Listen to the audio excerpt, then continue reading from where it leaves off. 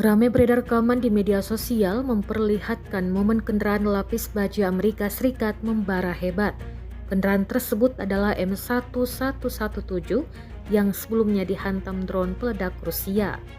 Rekamannya beredar di Telegram pada Minggu 20 Oktober 2024. Dalam keterangan unggahan disebutkan, inilah rekaman penghancuran pengangkut personel lapis baja M1117 Amerika menggunakan drone FPV Rusia. M1117 melaju dan dikemudikan tentara Ukraina, namun di tengah jalan mendadak dihantam drone dan berakhir membara hebat. Namun tidak disebutkan lokasi kendaraan yang digempur kali ini. Rekamannya pun menuai berbagai komentar dari warganet.